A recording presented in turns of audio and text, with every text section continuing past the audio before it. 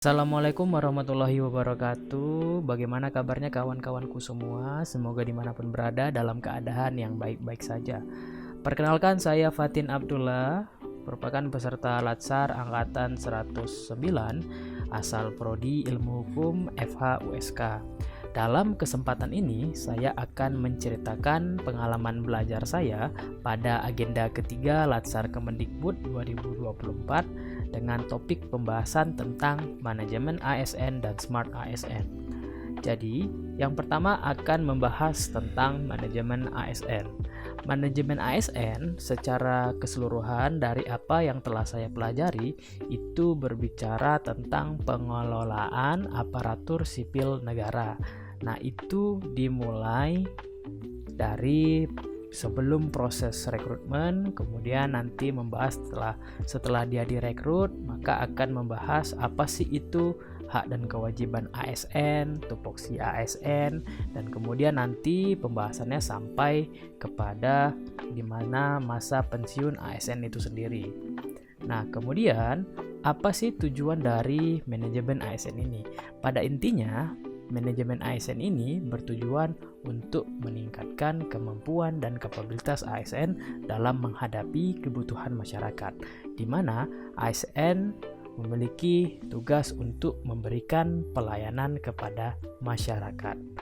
Nah, untuk menghasilkan ASN maka manajemen ASN ini nantinya diharapkan dapat menciptakan pegawai ASN yang memiliki sifat profesional, kemudian memahami nilai-nilai dasar ASN, kemudian menjalankan profesi sesuai dengan etika profesi, dan yang terakhir adalah diharapkan dari manajemen ASN ini, ASN dapat bekerja bebas dari pengaruh politik dan bersih dari korupsi, kolusi, dan nepotisme.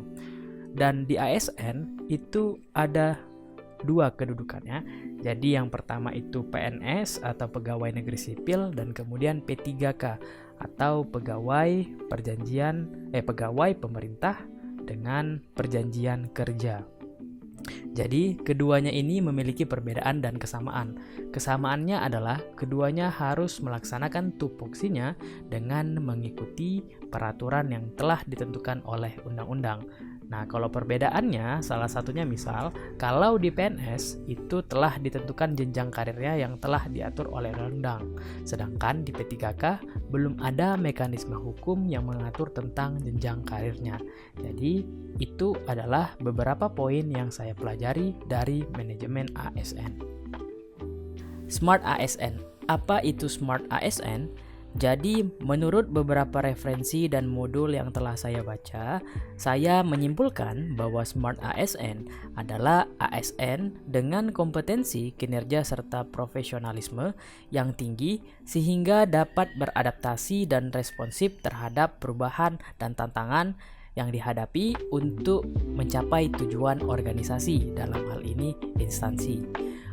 Pada agenda 3 ini, Smart ASN yang dibahas lebih berfokus kepada pemahaman tentang literasi digital. Nah, apa sih literasi digital itu? Nah, jadi literasi digital itu adalah kemampuan ataupun kecakapan pengguna media digital dalam melakukan proses pengolahan media digital yang dilakukan secara produktif. Nah, jadi dari pengertian yang saya ambil tadi, bahwa ASN dalam menggunakan literasi digital harus memiliki kemampuan yang cakap agar informasi yang disebarkan itu tidak misinformasi ataupun membuat masalah di ruang publik. Nah, tujuan dari Smart ASN ini, dari apa yang telah saya pelajari, adalah untuk menyiapkan Indonesia Digital Nation, yakni di mana cita-cita pemerintahan, masyarakat, dan ekonomi yang dapat diselenggarakan secara digital. Dan harus ada beberapa yang disiapkan, mulai dari regulasi kebijakan, kemudian pengendalian, kemudian dari masyarakatnya dalam menggunakan aplikasi, aktivitas digital, infrastruktur, kemudian SDM dari penggunaan digital, kemudian teknologi pendukung, serta harus didukung dengan riset dan inovasi. Jadi, itu adalah yang saya pelajari dari materi Smart ASN.